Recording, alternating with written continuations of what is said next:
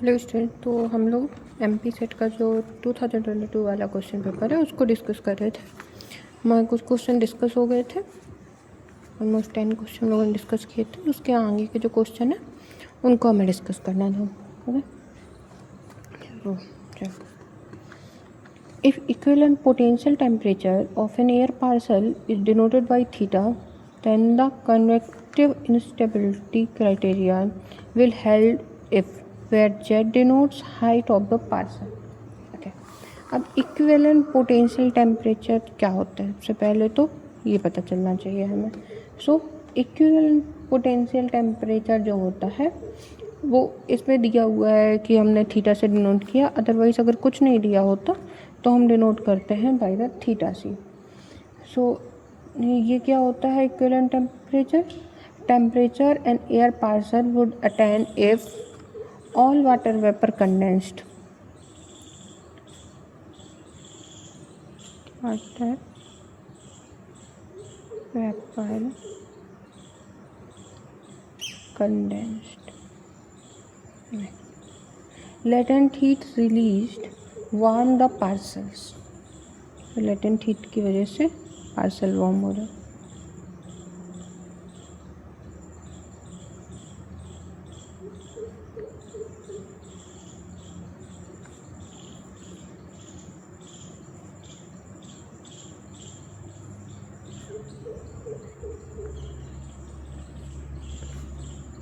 Next condition होती है कि पार्सल उसके बाद में एडियाबैटिकली 1000 MB पास्कल 1000 MB जो प्रेशर है उस पर लाया जाए। हो जाएगा the parcel was then broad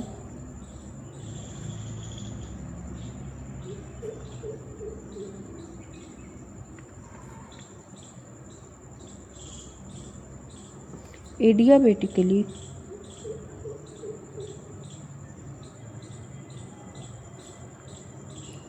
2000 MB pressure.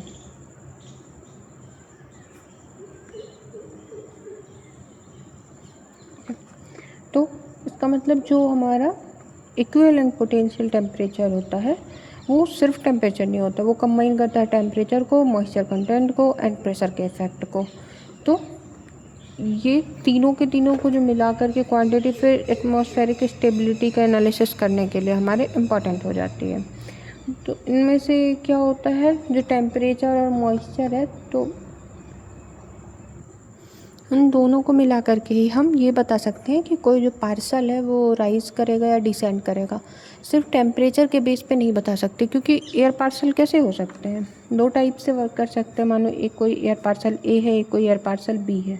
तो जो एयर पार्सल ए है तो ये इस तरीके से भी हो सकता है कि इसका जो टेम्परेचर है वो हाई हो एंड जो मॉइस्चर कंटेंट है वो लो हो, यानी कि ड्राई हो। और हो सकता है कि जो टेम्परेचर है वो तो कम हो और मॉइस्चर कंटेंट ज़्यादा हो, वेरी मॉइस्ट हो। तो सिर्फ टेम्परेचर हमारा बॉयंट को नहीं बता सकता है, इस पर बॉयंसी नहीं, लिफ्टिंग को नहीं बता सकता है कि क्या होगा। इसके लिए हमको यूज करना होता है जो हमारा इक्विवेलेंट पोटेंशियल टेम्परेचर होता है। अब कन्वेक्टिव इंस्टेबिलिटी आया है इसमें। कन्वेक्टिव इंस्टेबिलिटी क्या होती है उसको हम लोग समझते हैं। कन्वेक्टिव इंस्टेबिलिटी कब आती है, जब जो मॉइस्ट एयर है लोअर लेवल पर उसका लार्जर इक्विवेलेंट पोटेंशियल टेम्परेचर हो कंपेयर टू जो एयर अबव है उसके। तो इस कंडीशन में आती है हमारी इंस्टेबिलिटी। तो इसको हम कैसे लिख सकते हैं कन्वेक्टिव इंस्टेबिलिटी को, कि convective instability occurs when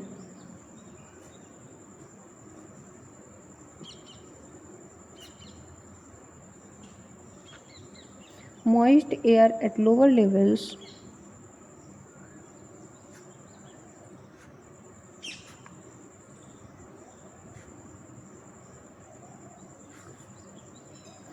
has larger equivalent potential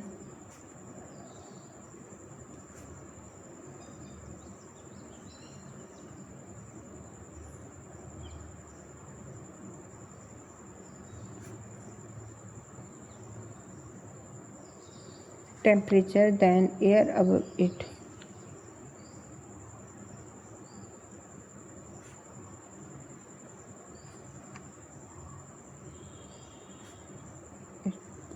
या फिर ऐसा बोल सकते हैं कि जो हमारा इक्विवेलेंट पोटेंशियल टेम्परेचर है ये डिक्रीज़ कर रहा है विद द हाइट, तो भी हमारा ये इंस्टेबिलिटी कॉज करेगा। ओके, और स्टेबल कंडीशन या इंस्टेबल कंडीशन किस तरीके से होगी इसको हम लोग एक एग्जांपल के थ्रू समझते हैं। ओके, तो मानो कि जैसे हमारी जो सरफेस है,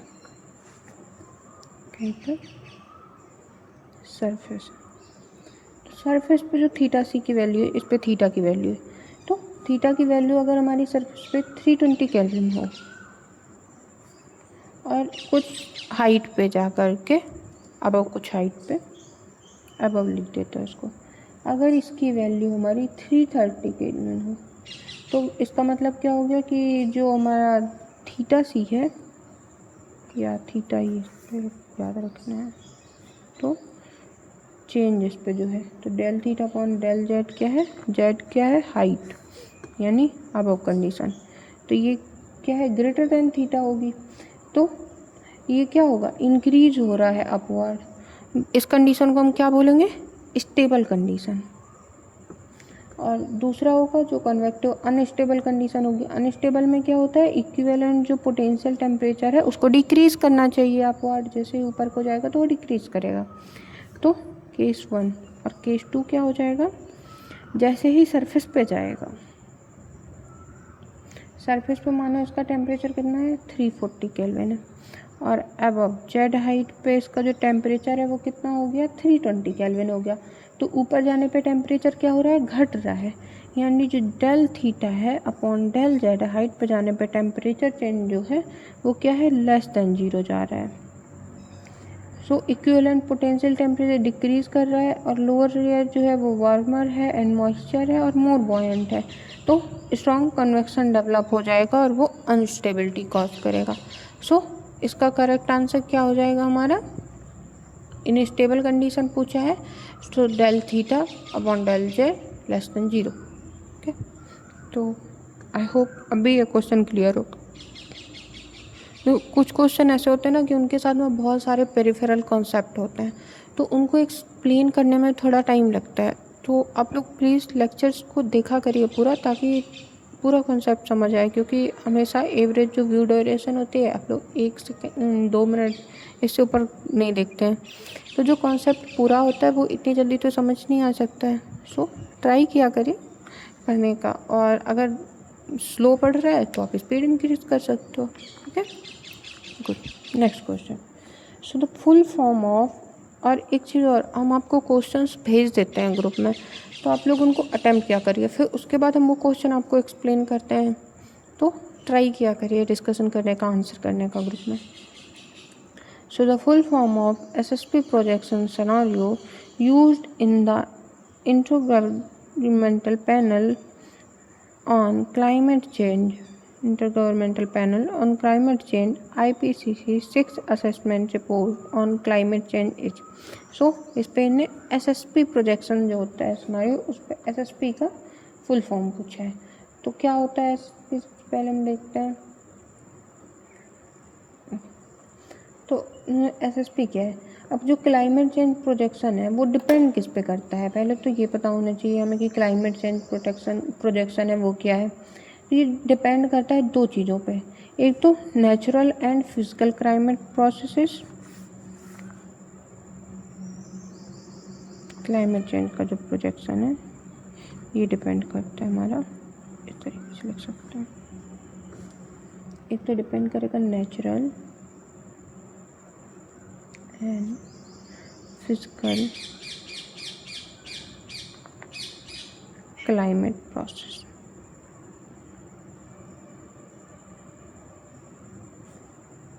दूसरा होता है ह्यूमन सोसाइटी।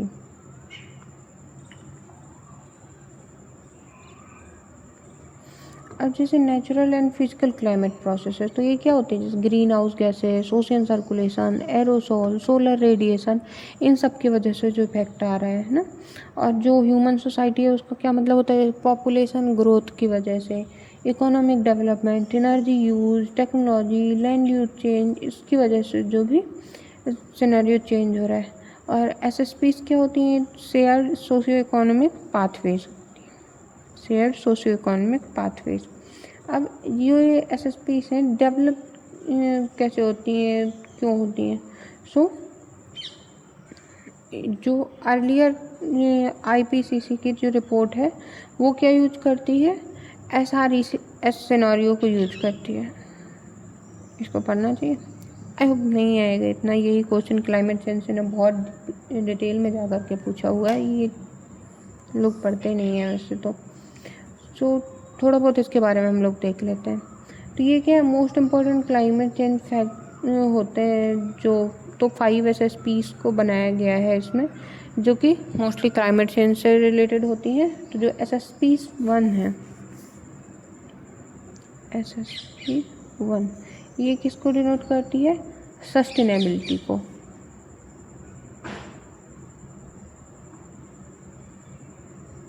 और इन एसएसपी को एक निक नेम दिया गया है। तो जैसे जो एसएसपी 1 है उसका निक नेम क्या है? Green road. इसकी कैरेक्टरिस्टिक क्या हो जाएंगे? सस्टेनेबिलिटी है तो sustainable development, renewable energy, reduced inequality, better education, environmental protection, मतलब सारा कुछ सस्टेनेबिलिटी के अराउंड घूम रहा है, रिवॉल्व कर रहा है। नेक्स्ट है middle of the road, so SSP 2।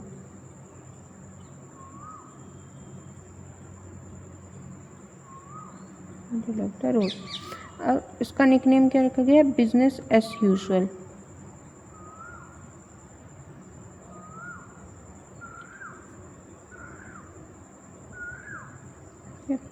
इसके जो कैरेक्टरिस्टिक है वो क्या होंगे कि जो करंट ट्रेंड है उसको कंटिन्यू रखा जाए, मॉडरेट पॉपुलेशन ग्रोथ रखी जाए, मॉडरेट टेक्नोलॉजिकल प्रोग्रेस रखी जाए, ना तो पूरा ऑप्टिमिस्टिक हुआ जाए और ना ही पेसिमिस्टिक हुआ जाए, तो मॉडरेट कंडीशंस में रखना चाहिए, इसका ये मतलब हो गया।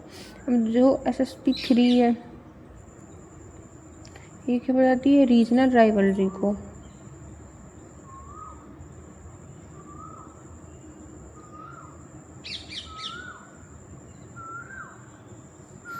और इसका निकनेम क्या है? Fragmented word.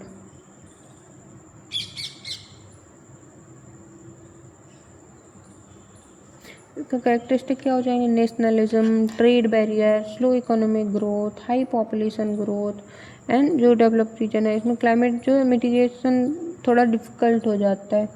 एंड जो एसएसपी 4 है ये क्या इसको बताती है? इनइक्वालिटी को।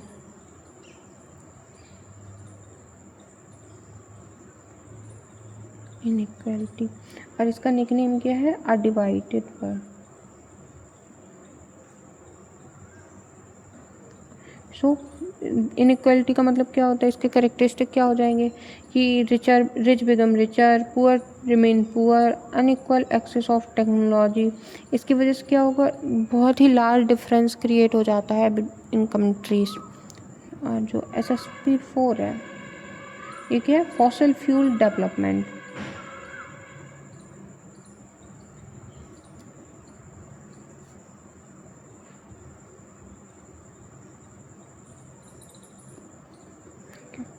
इसका जो निक नेम है ये क्या है? Taking the highway.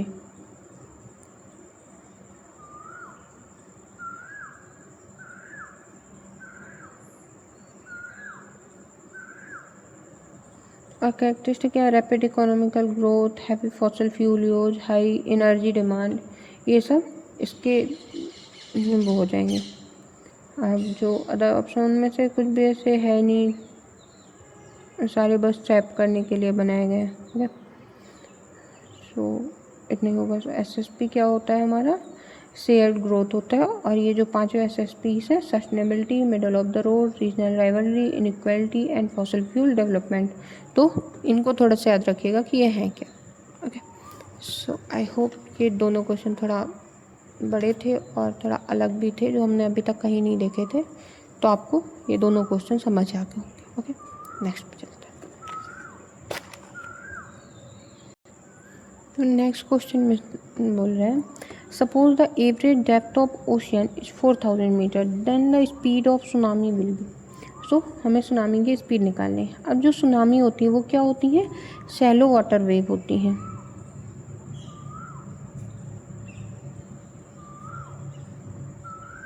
वेव होती है। और जो सेलो वाटर वेव है उसमें क्या होता है, इतनी ज़्यादा डेप्थ दी हुई है हमें, फिर भी इनको, जैसे 4000 मीटर है तो इतनी डेप्थ होती है, बट फिर भी इनको हम सेलो वाटर वेव में कैरेक्टराइज करते हैं। तो इसको आपको याद रखना है। सुनामी की जो वेव लेंथ है वो जनरली कितनी होती है, 1000 to 500 किलोमीटर तक हो सकती है, उसके भी ज़्यादा हो सकती है। ओके, अब जो फॉर्मूला होता है इसका स्पीड के लिए वो क्या होता है, इक्वल टू न्यू, या फिर वी कर सकते हैं, वी इक्वल टू √GH, जिसमें से वी क्या है, वेव स्पीड,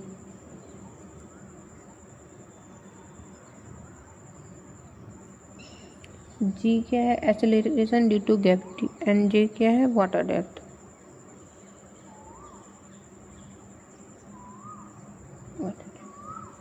तो एच कितना दे रखा है हमें, 4000 मीटर दे रखा है, तो वी कितना हो जाएगा, √ ग्रेविटी हमारी होती है 9.8 इंटू 4000 मीटर का मल्टीप्लाई करेंगे, सो W 198 मीटर सेकेंड। तो ये किस में दिया हुआ है, मीटर में था, तो ये मीटर पर सेकेंड है। अब जो यूनिट है ये कितनी है, किलोमीटर पर आवर है। तो हम क्या करते हैं, जो मीटर पर सेकेंड है उसको किलोमीटर में कन्वर्ट करने के लिए 3.6 का मल्टीप्लाई करते हैं, सो 198 इंटू 3.6, तो ये कितना हो जाएगा हमारा 712.8 किलोमीटर पर आवर। तो हमारा ऑप्शन नंबर बी जो है ये सही हो जाएगा। ओके, सही हो गया। अब इनकी फिजिकल इंटरप्रिटेशन भी अगर हम चाहें तो देख सकते हैं कि क्या होगी। सो जो ओपन ओशियन होता है वहाँ पे हाइट क्या होती है, may be few tens of kilometre to metre हो सकती है, जो वेलोसिटी है वो एक्सीड कर सकती है 700 किलोमीटर पर आवर तक। और जो वेव अप्रोच करती है जैसे जैसे शोर को, तो क्या होता है जब वेव शोर की तरफ जाती है तो वाटर डेप्थ डिक्रीज होती है, यानी कि जो एच है उसकी वैल्यू डिक्रीज होती है, वेलोसिटी की वैल्यू इंक्रीज, वो भी डिक्रीज होती है, और जो वेव हाइट है वो इंक्रीज होती है, हाइट इंक्रीज होती है। और इसको ये बोलते हैं हम, जो ये प्रोसेस है इसको बोलते हैं हम सॉलिंग।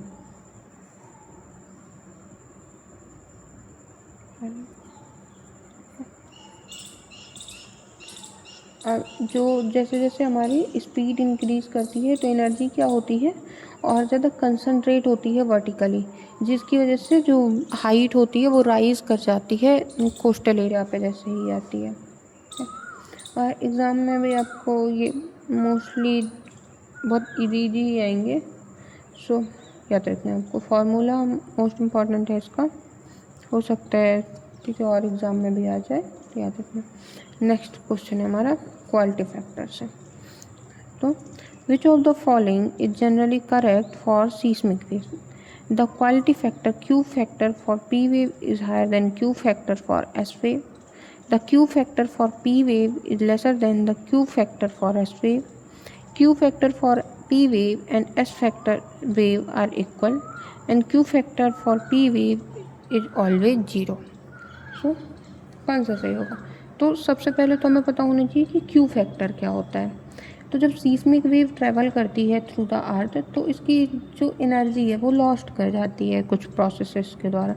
कौन कौन सी प्रोसेस हो सकती है, जैसे friction between mineral grains,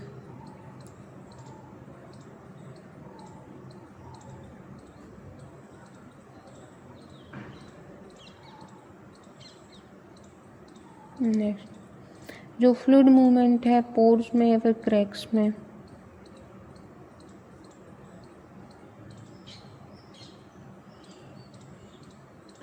pores and cracks.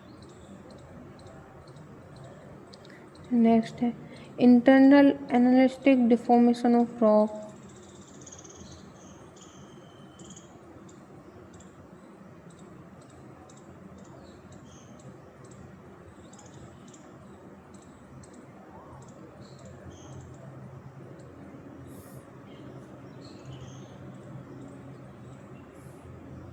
And scattering from heterogeneity.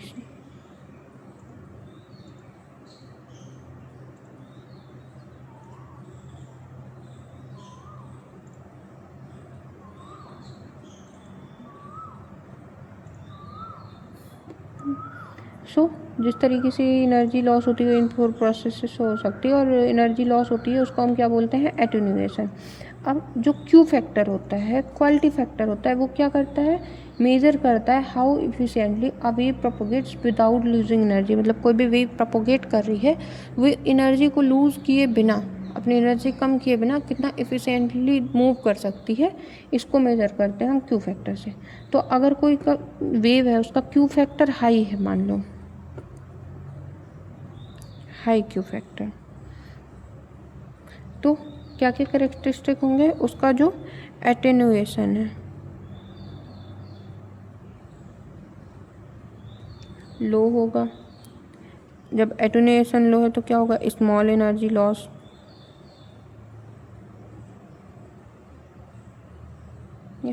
और जब एनर्जी कम लॉस होगी तो वेव क्या होगी, फास्ट ट्रेवल करेगी। सो वेव ट्रेवल फास्टर।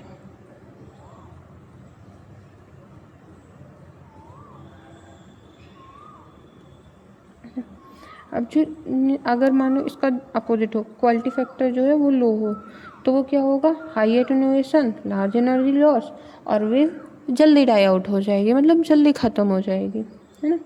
और मैथमेटिकली भी इसका फॉर्मूला होता है, तो अब हम चाहें तो लिख सकते हैं, क्योंकि एक बार ये पूछा है, क्या पता नेक्स्ट टाइम न्यूमेरिकल बना दें।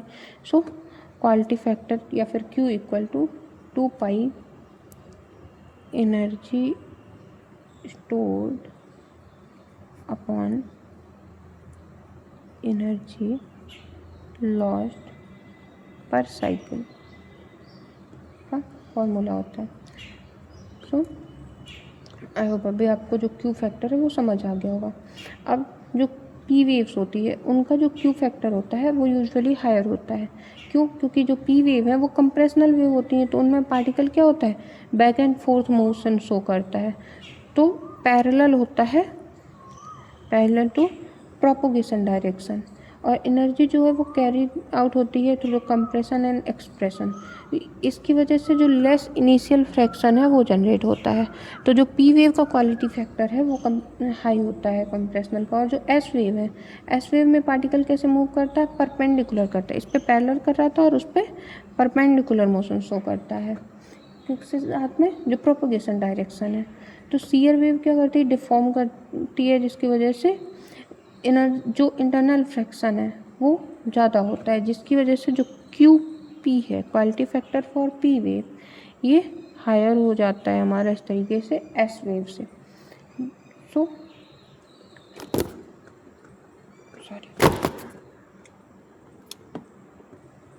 सॉरी एक रिलेशन भी होता है जो पी एंड एस के बीच में है, जो अप्रॉक्सीमेट रिलेशन है और मतलब लगभग में चलता है, क्योंकि एक रेंज होती है 1.5 से लेकर के 3 तक, एन क्यू एस रिलेशन होता है ये। सो एग्जैक्ट रेशियो तो वेरी करता है, बट जनरल ट्रेंड क्या होता है कि जो क्यू पी है वो ज़्यादा होगा क्यू एस से। सो ऑप्शन देखें अगर हम, so the quality factor Q factor for P wave is higher than Q factor for S wave. तो ये वही है जो जनरली एक्सेप्ट ऑब्जर्वेशन है, Q P greater than Q S, तो ये हमारा करेक्ट आंसर हो जाएगा। अब ये इसकी इम्पोर्टेंस क्या होती है, तो ये इम्पॉर्टेंट होता है जब हम जियोफिजिकल एक्सप्लोरेशन करते हैं, उस पर इम्पॉर्टेंट होता है। एटेन्यूएशन किसको किसको अफेक्ट कर सकता है, जैसे सीस्मिक रिफ्लेक्शन सर्वे है, अर्थक्वेक वेव का एम्पलीट्यूड है, सीस्मिक टोमोग्राफी है, इन सब में यूज होता है। तो आई होप आपको ये क्लियर हो गया होगा। इसमें 2-3 चीज़ें ही थी, जैसे ही हमने क्यू फैक्टर को समझा, इसका फॉर्मूला और इसका ये रिलेशनशिप किस तरीके से वेरी करता है, कैसे कैसे कोई वेव की जो एनर्जी है वो कम हो सकती है, एक ये रिलेशन, और हाई क्यू फैक्टर का मीनिंग क्या होता है। तो आई होप जो जितने भी 4 क्वेश्चन हम लोगों ने इस लेक्चर में डिस्कस किए तो वो आपको अच्छे समझ आए होंगे। इसके आगे के जो क्वेश्चन है वो हम लोग नेक्स्ट लेक्चर में डिस्कस करते हैं। Okay, so thank you so much for watching this video lecture, very best for your examinations.